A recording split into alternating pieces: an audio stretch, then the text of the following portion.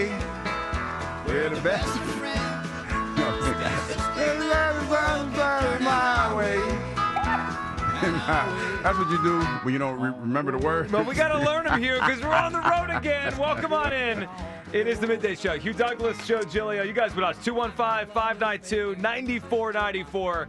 After an Eagles victory, led by a defense that's starting to look like last year. What a night last night was for the Philadelphia Eagles defense to hold that offense to 9 points. Dominance by the Eagles defense. 215-592-9494. Kyle behind the glass. You guys with us. A lot to get to. Merrill joins us 1 hour from now.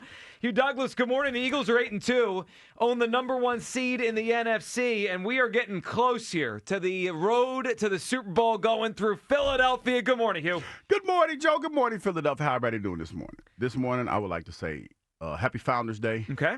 To the men of Omega Psi Phi Fraternity Incorporated. I'm not an Omega, but I have a lot of respect for him. Jalen Hurts is an Omega. He's a member of Omega Psi Phi. My man, Bear Brooks, B. Brooks. Who else do I know? Some other players that I know that are members of Omega Psi Phi, but none that I can think of in Philly except for those two.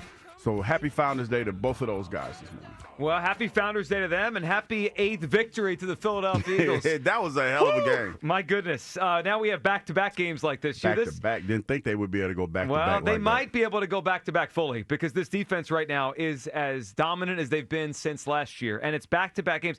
So this is only the second time, guys, since 1935 where the Eagles have won 2 games in a row scoring 16 or less points. It's hard to win in the NFL without scoring points, and yet the Eagles are doing it right now, Hugh, because the defense. Look, we're going to get into everything today. 215-592-9494. Hugh, there's just 2 ways to look at last night, right? There's the, oh my goodness, what's going on with the offense, or the defense. And that's where I want to start, Hugh, the defense, because, you know, you were, let's call it for what it is. Had a lot of respect for the Lions. Some may say you were scared of the Detroit Lions coming in here. But here's what was a fact. They were averaging 31.4 points per game, right? Over the last 3 years, no one in the NFL scored more points than the Detroit Lions. And they came in here last night, Hugh, and the Eagles and Vic Fangio, who is the MVP of this team, by the way, made them look like a team that couldn't do anything. They shut them down completely on 4th downs. The pressure on Goff, he looked like he wanted no parts of that football game last night.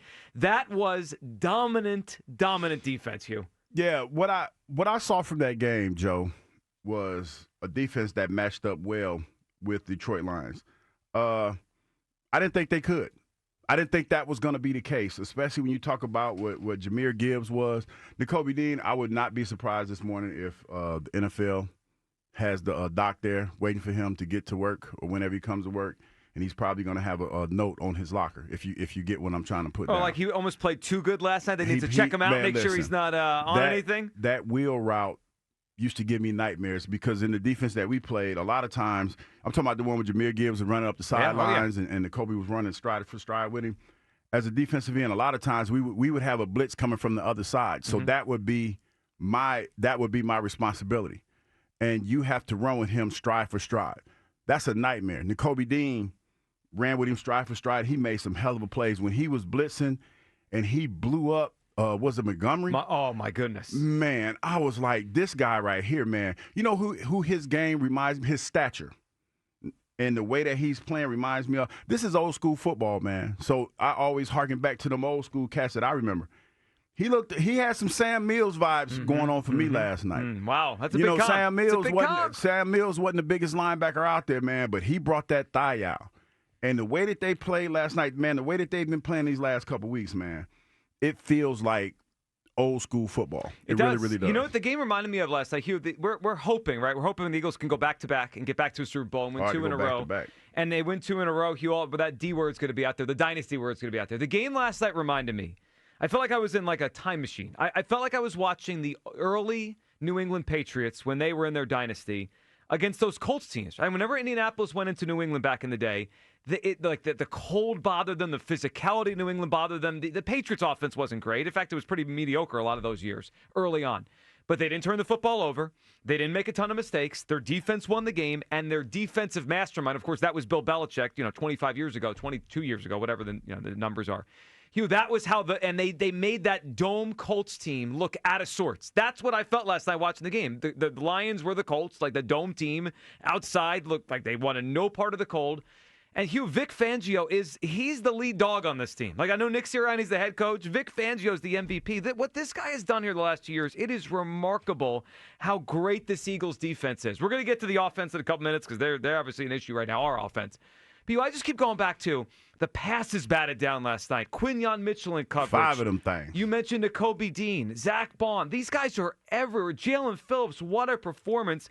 And again, I know the weather was a factor for both sides, but to hold a team that was averaging 31 points a game that didn't punt last week, they punted like 4 times in the first 15 minutes of the game last night. Hugh, that was remarkable defense, and I think today would be a good day if you want to. If it's like we could do like a one-time only thing. Like one time you want to take back the defense is a luxury, not a necessity. We could all move on. No. We could pretend it never happened. No. Like it's a get-out-of-jail-free card. No, I'm standing on business because my premise still stands. It does not. And I want to shout out to all the people that went out of their way to slide into my DMs. Of course. Well, you were Detroit Douglas. And send me mean and say mean and hurtful things to me.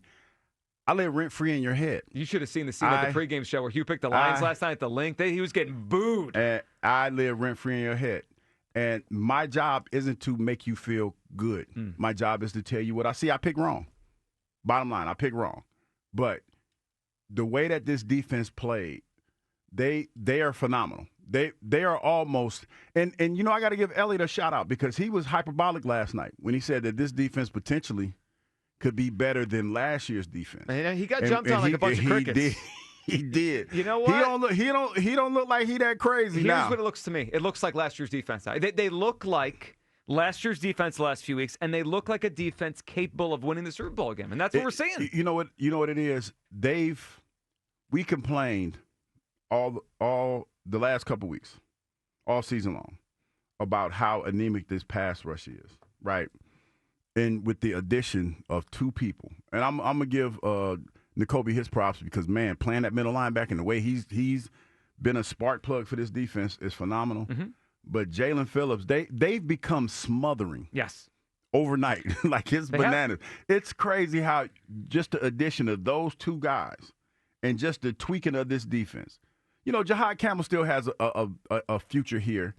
But, man. But Nakobe's a better player right now. Man, listen. Last night, what Nakobe did last night, even though you drafted Jahad Campbell, to me, he put himself in a situation where you got to have a conversation about what you're going to do with Nakobe. It's going to be a hard one. Like, for real. And I know he's been hurt a lot, but damn it, man, when you talk about that game that he had last night and the game that he had last week. He was awesome. You got to start looking at this dude, and you have to figure out what you're going to do. I think it's a fair question. 215-592-9494. All right, what stood out to you the most from the game last night? The smothering great Eagles defense or an offense that once again didn't do much? I mean, it was a poor offensive game. They threw the ball to A.J. Moore. It didn't work. Inefficiency there. I mean, what stood out? I mean, the win stood out to me, and the defense stood out to me. Vic Fangio stood out to me.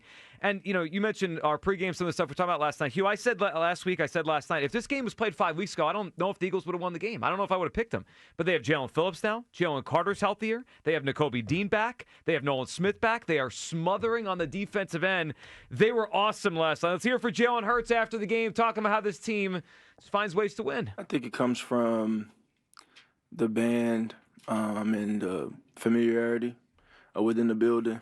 And I always, you've heard me talk a lot about those Georgia guys on the other side of the ball and how familiar they are with one another. And I think they bring a special energy to the defense and to the team. And you see it out there today, all those guys making plays, defense playing lights out. One of the best performances I've ever seen. So, really, really big time game on that side of the ball. To be able to do what they did on 4th down against a really good offense, a potent offense that's capable of doing really, really special things. And I have a lot of respect for that.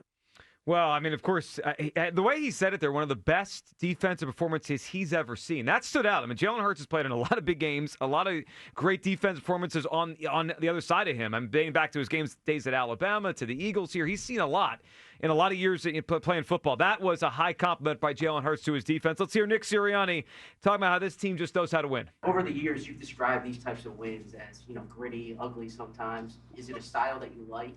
Is it the style that best fits the way? I'd like to win every game by 30 points. I don't think that's a reality of the NFL.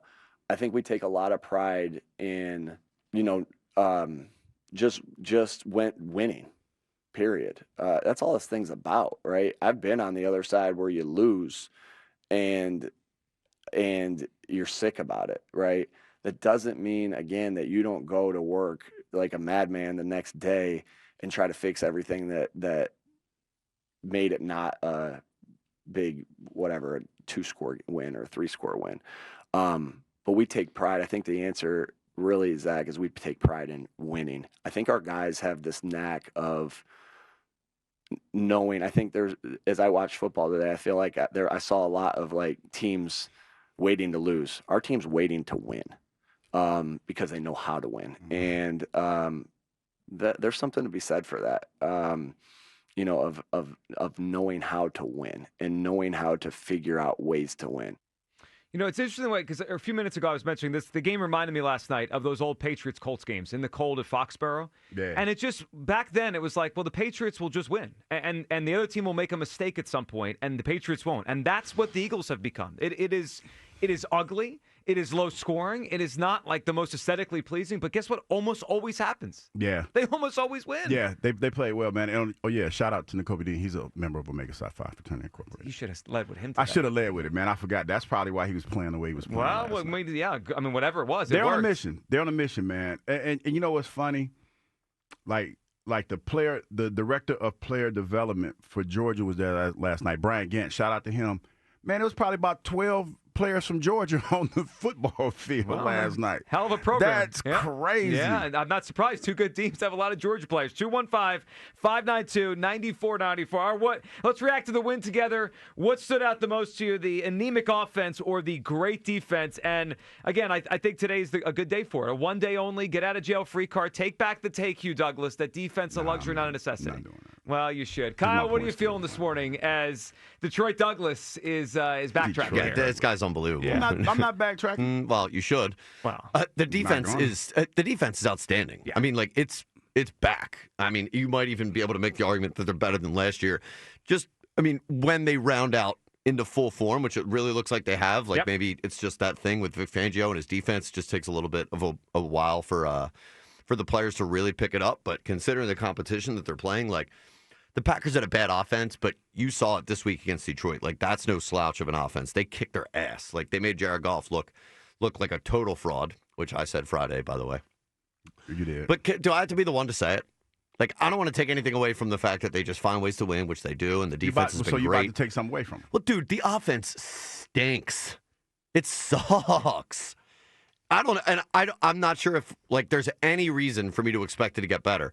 And it's not just because, like, I think the worst part about it is that it's not just one thing. Mm-hmm. The run game sucks. The offensive line sucked. Kevin Patullo looks like he has no idea what the hell he's doing half the time. Jalen Hurts has sucked for the last 2 weeks. Like, it's all of it, dude. I don't know if A.J. Brown's half-assing or what, but, like, Goddard and Smitty are the only two good things about this offense right now. The offense absolutely sucks. And, like, well, I do think that the defense is good enough to be the reason that the team wins the Super Bowl again. Like, I got to tell you, like, in a stacked NFC, just one bad day. Like, doesn't it kind of remind you of how the Chiefs won games last season? Yeah, it's exactly like and that. And you run into a buzzsaw of a team or a team that's really hot. Yep. That's trouble. So, like, that's the one thing that I can't get out of my head. Like, the offense it's just bad. And I hate to be that way because it's the biggest win of the season so far. And it shows that the Eagles are still the team to beat. I'm very excited about that. But, like, I just have to be realistic. It's like pulling teeth every single week watching There's this no offense, consistency. man. I mean, if you look at yards per play this year, ready for these numbers? Mm-hmm. Here are the only teams in the NFL averaging fewer yards per play than the Philadelphia Eagles. The Carolina Panthers, the Jacksonville Jaguars, the Saints, Raiders, Jets, Titans, Browns. That's the end of the list. I mean, think about those teams. Those are some of the worst quarterbacked and offensive teams in the league. Those are the only teams that have fewer yards per play than the Eagles. Eagles rank 24th in the league. I'm listening to what you're saying, and I'm trying to figure out how I feel about it. Here's the thing. You would probably say right now that the class of the NFC, as of yesterday, would probably be the Rams. If you're not picking the Eagles, it would probably be the Rams. Right now, if I had to say, I think Rams and Eagles will play to go to the Super Bowl. That's what I think we're headed towards. And we've bested the Rams. We went into this game, and I admit, this team, the Detroit Lions, are averaging 31.4 points a game. Yep. This defense stymied that. The offense is sputtering, no question about it, but they do enough to win. Now, the thing that I know for a fact is defense. If you have a good defense, that travels well. Mm-hmm. You know, and the fact that you've added another component to this with those two twin towers in the middle that are batting down balls. See, that was the key. To me, when you talk about the way that defense played, you threw a quarterback's timing completely off. They were in, and he, as it continued throughout the night, Hugh, I thought he was more rattled. He rattled. Yep. Like, a lot of times when you play defense, your offense, you want to get your quarterback in a rhythm. And it's obvious that Goff is a rhythm thrower. And you threw his rhythm off early, and he never got a chance to get going. You saw that one play where he threw it to, who was it, across the middle, and he scored the touchdown. Jay Williams. Yeah, he threw it to him, and that was more of a timing play. But outside of that, the big play, this was a big splash offense. Jahmyr Gibbs couldn't run inside the tackles. Like, that's his bread and butter. He could hide behind those big offensive linemen, and he would just break out, and then he would outrun everybody. The perimeter play from this defense last night was phenomenal because they couldn't run inside with those two tackles, right? So they had to try to run stuff on the perimeter. Couldn't do it because you had those perimeter. You had that perimeter pursuit. Man, this team right now, the way that they're playing, I can't visually see a team unless something crazy happens. You got Buffalo coming, but Buffalo is not in your division. I can't see an NFC team that matches up well enough to make some noise against them. Yeah, look, the Rams are the one. Defense is playing the Rams well. are the one, but we're not going to see them again probably until the NFC Championship game. Here's where I'm at with this. If they play defense like this, they're going back to the Super Bowl. They're going to have home field advantage. Everything's going to come through Philadelphia as long as they finish the season strong. I've accepted the offense isn't good. I mean, like, I'm not going to hold my breath anymore that the offense is going to suddenly become great. I've accepted it's not a good offense this year. But I trust Vic Fangio. The move Howie Roseman made for Jalen Phillips was awesome. Their defense was their calling card last year. Their defense is going to be their calling card again. Sometimes you have teams that could win ugly. I keep referencing those Pats. This reminds me of those early Pats. The defensive mastermind, and don't turn the ball over on offense and manage the game from the quarterback. That could win them another Super Bowl. 215-592-9494. That's how you hop aboard. And we got to get Hugh Douglas to rescind the take. It's a one-day only offer to rescind the take. The defensive luxury, not a necessity. I mean, it is not gonna such a necessity Never around do here. it. Not going to do it. They might win back-to-back. No, it's definitely. Imagine if they went back-to-back Super Bowls on their defense. It's definitely a necessity with this team. Oh, it is. See, but here's the thing. We're getting somewhere. Here's the thing, and I'm gonna need you to think about this for a minute. The fact that they forced the ball to the offensive players lets you know everything you need to know. And it was forced to AJ last night. That was a joke. It was a joke. No, that's the whole point of the defense is a luxury, not a necessity thing. Is that most of your resources are allocated to one side of the ball. It's bad money. And we saw last night them try to force feed one of their biggest assets. We'll get to that. That was a joke, forcing him 11 targets last night. I mean, that was ridiculous. He can still play, though. Yeah.